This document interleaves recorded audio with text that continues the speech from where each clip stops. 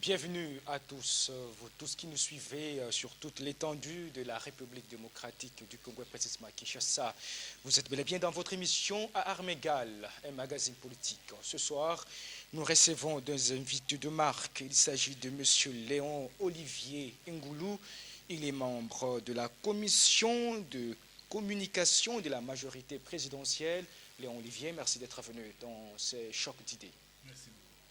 Il n'est pas seul. Nous avons Daniel Mwananteba, il est rapporteur général de PADECOM, Parti démocratique pour le développement communautaire. Merci d'être venu pour la énième fois. Merci à vous. Mais avant que nous ne débutons cette émission, nous rendons hommage à nos compatriotes décédés dans ce crash de la compagnie Ewabora Kisangani et souhaitons et présentons nos condoléances les plus attristées aux familles éprouvées et demandons que les âmes des illustres disparus reposent en paix et que la terre de nos ancêtres leur soit douce. Ce soir, deux sujets sont au menu de ce choc d'idées, de cette controverse et de ces débats. C'est bien sûr le crash de la compagnie ou de l'avion de Ewabora Kisangani, mais nous allons chuter par le processus électoral avec ce désagrément que nous avons observé depuis quelque temps sur le boulevard du 30 juin avec les militants de l'UDPS. Alors, Léon Olivier Ngoulou, vous êtes membre de la commission de communication de la majorité présidentielle. Le crash de Ewabora, deuxième du genre, après celui de Goma en avril 2008. Oui, éminemment regrettable, d'autant plus que nous sommes vraiment attristés par la disparition tragique de nos compatriotes et puis le fait que les survivants, il y en a, mais sont mutilés, sont blessés, sont vraiment dans des situations parfois désespérantes. Donc ça nous fend le cœur, nous sommes tous vraiment très attristés par cette nouvelle. Évidemment, dans ce genre de choses, il n'y a pas grand-chose à dire d'autre qu'on attend la boîte noire. Les boîtes noires ont été retrouvées, semble-t-il, et elles vont être examinées. Elles sont au niveau du parquet de Kisangani. Elles vont être examinées, elles vont révéler, on l'espère, les circonstances de l'accident. À ce stade, c'est ce que je peux dire. Alors, Daniel Mwananteba, vous croyez qu'avec ce crash, ça remet encore sur la table la problématique du sérieux que le gouvernement congolais, si pas l'État congolais, met dans le secteur de l'aviation civile? Non. Pour commencer, je voudrais pouvoir remettre certaines pendules à l'heure.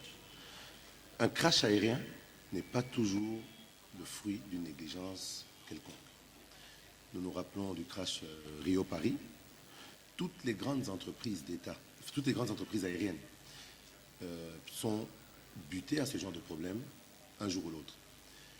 C'est-à-dire qu'un crash peut être tout simplement dû à des mauvaises conditions météo, à des erreurs humaines, etc., etc. Je rejoindrai mon compatriote Léon Ngoulou sur ce point-là en disant que nous attendons la lecture des boîtes noires pour y voir un peu plus clair. Toutefois, je crois qu'il y a un autre aspect qui doit être relevé. Depuis cette catastrophe aérienne, je dois reconnaître que le gouvernement a été extrêmement actif dans le cadre de la prise en charge des victimes, dans le cadre de la visibilité, c'est-à-dire faire montrer à la population, aux téléspectateurs, les affres de cette catastrophe, essayer de prendre les victimes en charge dans le sens de la consolation des familles et du soutien aux familles. La problématique de cet accident se pose à ce niveau-là.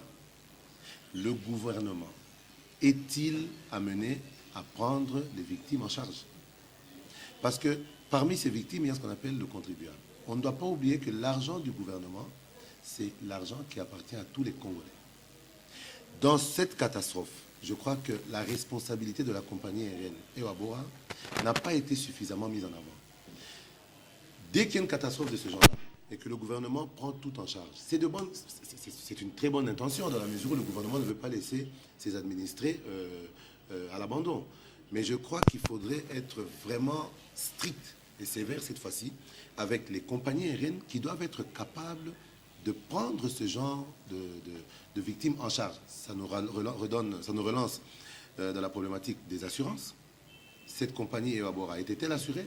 Si oui, c'est vrai que l'assurance, ce n'est pas automatique.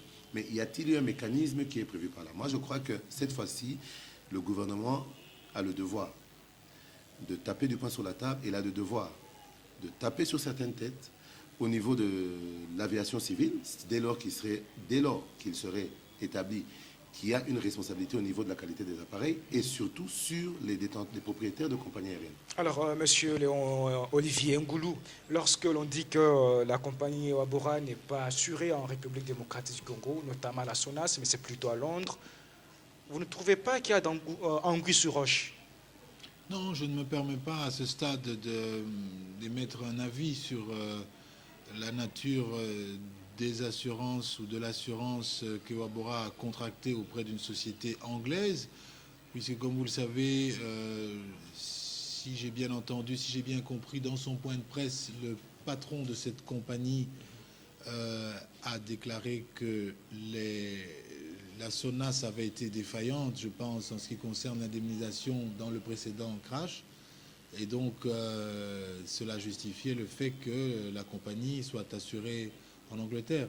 Donc ici, je crois qu'il ne faut pas spéculer. Il y a effectivement... D'abord, il faut attendre que la boîte noire révèle les circonstances du drame. Si les circonstances sont d'ordre technique et qu'il y a une mise en cause possible, juridique, judiciaire de la compagnie, des mesures seront prises. S'il s'avère que c'est une erreur de pilotage, une défaillance humaine, là encore, des mesures doivent être prises dans le sens d'une amélioration de la formation. S'il s'agit de mauvaises conditions météorologiques, on pourra imputer cela, le drame, à la fatalité. Donc, je crois qu'il faut... Il ne faut pas spéculer trop. Je sais que vous êtes habitué, comme vous êtes de la majorité présidentielle. À chaque fois qu'il y a des pareils crashs, tout de suite, c'est la révocation du ministre. Cette fois-ci, vous n'en avez pas eu l'occasion parce que le ministre a été révoqué, le poste est resté vacant, assumé par celui des mines.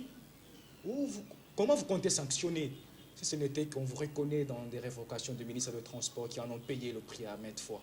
Non, il n'y a pas de sanction à ce stade. D'abord, je voudrais dire que du point de vue du fonctionnement du gouvernement, effectivement, le ministre ou la ministre des Transports avait été révoquée il y a quelques mois, c'est vrai, mais n'oublions pas que l'administration fonctionne et que le ministère des Transports est parfaitement dirigé par le ministre qui en assure l'intérim. Mais l'essentiel, ce n'est pas ici qu'il y ait un ministre, étant entendu qu'il y a toujours un ministre qui s'occupe des transports, parce que je l'ai dit, il y a un ministre intérimaire, mais c'est l'administration qui fonctionne. Hein, entendons-nous bien, il ne faut pas qu'on commence à dire n'importe quoi. Okay. Donc l'administration fonctionne très bien, l'administration du ministère des Transports, l'administration civile, et à ce niveau-là, il n'y a absolument aucune inquiétude à avoir. Aussitôt que nous aurons la boîte noire, les boîtes noires, les 2 boîtes noires de l'appareil, nous en saurons plus et c'est à ce moment-là que le gouvernement prendra les dispositions qui s'imposent, étant entendu que très rapidement, le président de la République, Joseph Kabila, toutes affaires cessantes, s'est rendu au chevet des victimes. Le président de la République a mis son avion à disposition. C'est d'ailleurs l'avion du contribuable congolais qui est mis à la disposition du président de la République. Et ce n'était que normal que le président de la République le mette à la disposition des blessés pour le rapatriement. Donc c'est tout à son honneur. Il a agi en père de famille.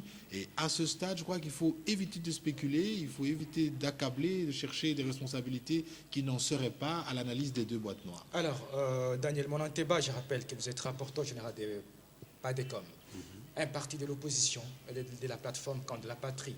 Absolument. Les enquêtes en RDC semblent ne pas aboutir. À chaque fois qu'il y a une enquête qui est ouverte, on n'en connaît jamais les conclusions. Vous croyez que cette fois-ci, avec les enquêtes qui sont ouvertes par rapport à ce crash, les résultats seront connus le plus tôt possible? Les mauvaises habitudes ont été prises dans ce pays, en termes d'enquête, en termes de répression contre des mauvais comportements. C'est vrai, mais dans ce cas, je crois que la classe politique tout entière, en particulier de l'opposition, doit aussi se mobiliser pour faire pression par des pétitions, par des dépôts d'un mémo au gouvernement. Il faut que le gouvernement sente cette fois-ci qu'il y a les Congolais et les hommes politiques congolais qui sont derrière. Si on doit juste se limiter aux bonnes intentions du gouvernement, vous savez, on dit toujours que l'enfer est pavé de bonnes intentions. On a été habitué à dire il y aura telle commission. En fait, au Congo, nous sommes les spécialistes de la mise en place de commissions qui ne finissent jamais leur boulot. Mais cette fois-ci, je crois que par respect pour toutes ces victimes, par respect pour toutes ces familles qui pleurent leur mort, parce que c'est le plus important en ce moment. On peut dire ce qu'on veut, mais il n'y a rien qui est plus important pour le moment que la douleur de ces familles. Donc je crois qu'il faut qu'on puisse la respecter, qu'on essaye de faire justice à tous ces gens. Si, comme M. Léon Ngoulou l'a dit, les causes en sont juste météorologiques, ben c'est vrai, on devra s'en prendre qu'à la fatalité. Mais si les causes sont autres, il faudra qu'avec la dernière énergie, on puisse sanctionner et qu'on puisse réparer, même si on dit qu'une vie humaine n'a pas de prix, mais qu'il y ait quand même des réparations pour atténuer la douleur de ces familles. Et ça, c'est très important. Alors, M. Léon Olivier, vous croyez que cette fois-ci, les enquêtes vont aboutir? Au moment où nous parlons, les 2 boîtes noires ont été retrouvées et sont à la disposition du procureur de la République à Kisangani pour examen. Donc nous allons connaître les conclusions de l'enquête très rapidement, la lecture des boîtes noires en tout cas, et ensuite il y aura une enquête en responsabilité en fonction des éléments qui seront révélés par l'analyse des boîtes noires. Donc je pense que vous ne devriez pas présenter les faits de la manière dont vous venez de le faire en disant que les enquêtes n'aboutissent pas. Non. C'est un constat. Non, vous donnez un exemple. exemple. Il y a eu des enquêtes Donnez un exemple. Du crash de Goma. Est-ce que vous pouvez nous dire aujourd'hui à quoi ont abouti ces enquêtes de Goma? Non, le fait que vous ignorez, vous, personnellement, les conclusions des enquêtes ne veut pas dire qu'il n'y a pas eu d'enquête. Donc, vous devez nuancer vos propos par rapport à cela. Ce que moi je sache, c'est que je n'ai jamais été au courant des conclusions des différentes enquêtes entreprises en matière de crash d'avion. Qu'à cela nous tienne, abordons le deuxième sujet, en attendant bien sûr, cette fois-ci espérons. Vous avez un mot à dire là-dessus? Oui, juste pour clôturer ce dossier, je voudrais vraiment demander, prier les acteurs politiques à éviter de faire de la récupération sur ce drame que vit notre pays et sur ce drame que vivent les familles qui sont concernées directement, qu'on essaye d'éviter de faire de la surenchère et de la récupération politique. Parce que je vois à travers certains médias où on est censé parler de la catastrophe, mais on parle plus de certaines autorités qui auraient fait ceci, qui auraient fait cela. Donc on parle encore plus des actes posés à titre de compassion par certaines autorités que des victimes. Et ça, je trouve que c'est vraiment scandaleux. Il faudrait qu'on essaye de mettre un terme à tout ça et qu'on respecte la douleur de toutes ces victimes, de toutes ces familles et des rescapés. Merci. Alors, Léon Olivier Ngoulou, abordons le deuxième sujet qui est le processus électoral. Nous avons vu le boulevard être inondé récemment, le lundi passé, par les militants et une délégation de l'UDPS, accompagnée par la dynamique du président, venue déposer un mémorandum constatant certaines irrégularités dans les opérations d'enrôlement sur toute l'étendue de la République. Est-ce que vous acceptez qu'aujourd'hui, vous à la majorité, vous acceptez qu'aujourd'hui qu'il y a des irrégularités dans ces opérations d'enrôlement? Vous posez le problème d'une manière qui suppose une certaine manière d'y répondre. Je voudrais d'abord vous dire que la majorité n'est en rien concernée par l'organisation des élections. Donc déjà, je peux vous dire que n'étant pas concernée par l'organisation matérielle du processus électoral, la majorité constate avec tous les observateurs, avec l'opinion nationale, internationale, constate que effectivement l'UDPS a fait un certain nombre d'allégations. Je voudrais vous dire d'entrée de jeu que les allégations de l'UDPS, notamment celles qui ont porté sur l'enrôlement supposé allégué de mineurs à Katanga, notamment dans les territoires de Manono et de Kolwezi, je pense, ces allégations se sont révélées sans fondement puisqu'une commission d'enquête composée de représentants de l'UNICEF, de la MONUSCO, de la CENI, de la police nationale congolaise, accompagnée des 2 administrateurs de territoire concernés, a indiqué que ces allégations étaient sans fondement. Et d'autre part, on doit garder à l'esprit que la CENI est une institution d'appui à la démocratie qui est dirigée par des représentants de la majorité et de l'opposition. Et eu égard aux allégations faites par l'UDPS, c'est le vice-président de la CENI en personne, Jacques Joly, professeur de droit constitutionnel, ancien sénateur MLC, qui a présenté les conclusions de la commission d'enquête, et cette commission a abouti, n'est-ce pas, à déclarer infondées les allégations de l'UDPS. Donc la majorité ne peut que constater que l'UDPS a mis en place une stratégie de décrédibilisation de la CENI, et cette stratégie est orchestrée. L'UDPS a mis en place une stratégie d'orchestration du pire et de rhétorique de la surchauffe. L'UDPS souhaite que l'ensemble du processus soit remis en cause parce que l'UDPS probablement sait qu'elle aura toutes les difficultés à battre l'actuelle majorité sur terrain. Ok. Alors, Monsieur Daniel Monanteba, vous êtes de l'opposition, de PADECOM, un parti de l'opposition. Comment vous avez apprécié les récentes, ou plutôt la récente ou les récentes descentes de l'UDPS au siège de la CENI, notamment pour aller déposer et aussi pour aller retirer la réponse à son mémorandum? En allant auprès de la CENI déposer un mémo et en y retournant pour prendre des conclusions, je crois que l'UDPS a usé de sa liberté à le faire. C'est un droit qui lui revient.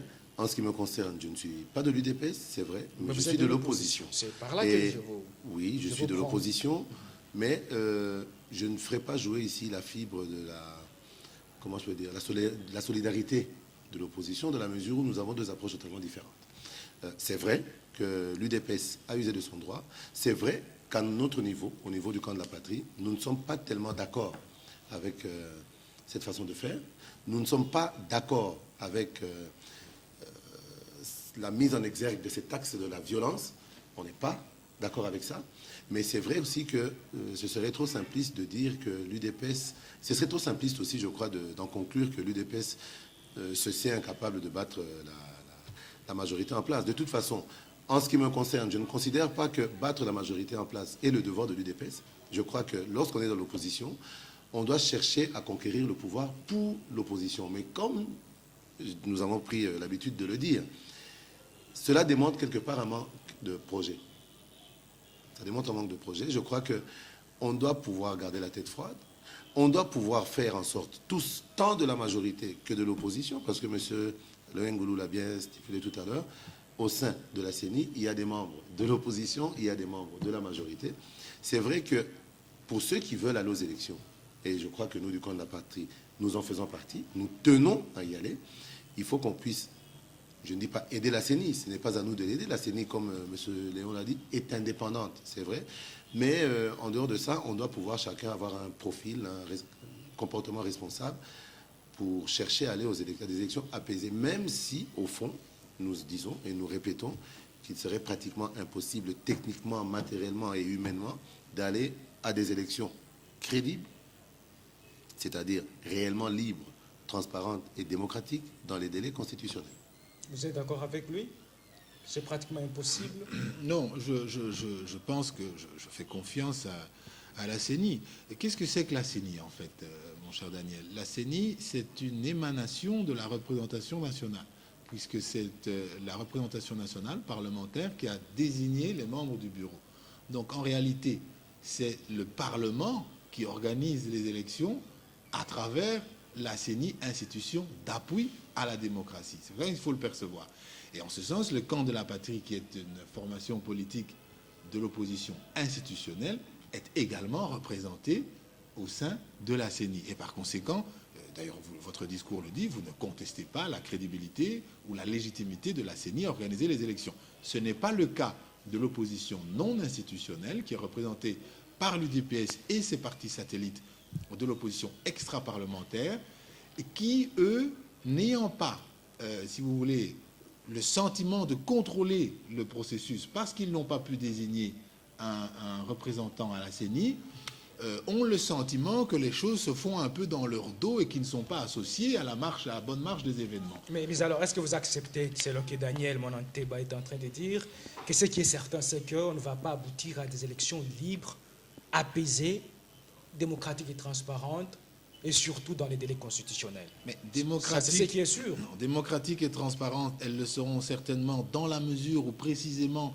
l'opposition, et pas n'importe laquelle opposition, est représentée à la CENI, en particulier le mouvement de libération du Congo de Jean-Pierre Bemba, dont on ne peut pas suspecter, que l'on ne peut pas suspecter d'avoir des accointances avec le pouvoir. Donc à partir du moment où un parti politique comme le MLC, qui est le parti principal de l'opposition non institutionnelle, est dans la CENI, la garantie de transparence et de crédibilité, à mon avis, est acquise. Donc je pense que les délais seront respectés. En tous les cas, nous le souhaitons et nous devons encourager la CENI. Nous devons encourager la CENI, mais nous ne devons pas interférer avec l'organisation des élections. Et nous devons éviter de faire ce que fait l'UDPS, c'est-à-dire essayer, comme l'a dit d'ailleurs Franck Diongo, qui est l'un des représentants de la plateforme Tshisekedi Président, de demander la mise en place d'un cadre de concertation pour examiner le déroulement du processus. C'est un non-sens, puisque c'est la CENI qui est précisément le cadre de préparation, de concertation, d'examen de tout ce qu'on veut.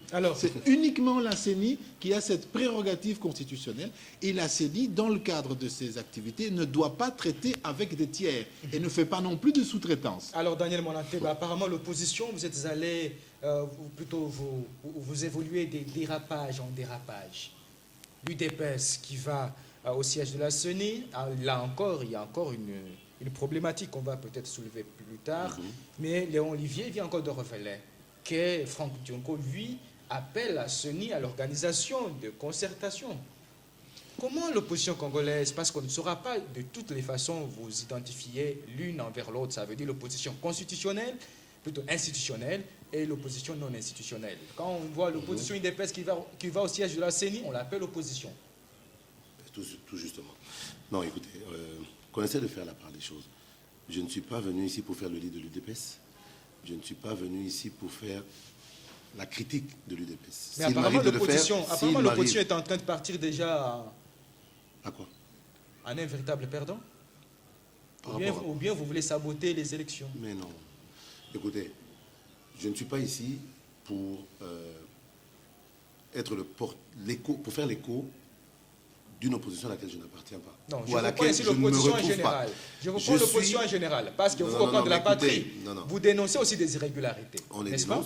Mais vous ne savez pas les revendiquer. Mais écoutez, à partir du moment où M. Njoli, premier vice-président de la CENI, Commission électorale nationale indépendante, déclare que oui, il y a eu des irrégularités, et que une semaine après, 2 semaines après, on va nous dire non, ce n'était pas vrai, parce qu'après la mise en place d'une commission éthique et tchac, pour finir, on se rend compte que c'était infondé. Chacun a le droit de croire à ce qu'il veut. Chacun a le droit de croire à la version qu'il veut. Écoutez, on sait comment les choses se passent dans ce pays. On ne peut pas continuer à parler de la RDC, de l'organisation des élections, des institutions, de ceci, cela, comme si on se trouvait comme si on vivait dans un pays réellement démocratique. C'est vrai. De par les textes qui nous régissent et qui sont censés nous régir, nous sommes censés vivre dans une démocratie réellement idyllique. Mais dans l'application de ces textes, on sait que ce n'est jamais le cas. Moi, en ce qui me concerne, je dis ceci. En ce qui concerne le camp de la patrie, en ce qui concerne le PADECOM, nous disons, être un politique, c'est prévoir, c'est prévenir, c'est anticiper. Le simple fait qu'on puisse arriver à des détournements où, on peut dire ce qu'on veut, mais il y a quand même eu mort d'homme lors du dépôt du mémo de l'UDPS au niveau de la CENI. Il y a quand même eu mort d'homme. Même un mort, la vie humaine n'a pas de prix. Et je crois que pour commencer, on aurait dû éviter d'exciter l'UDPS en faisant passer cette mort pour une mort naturelle.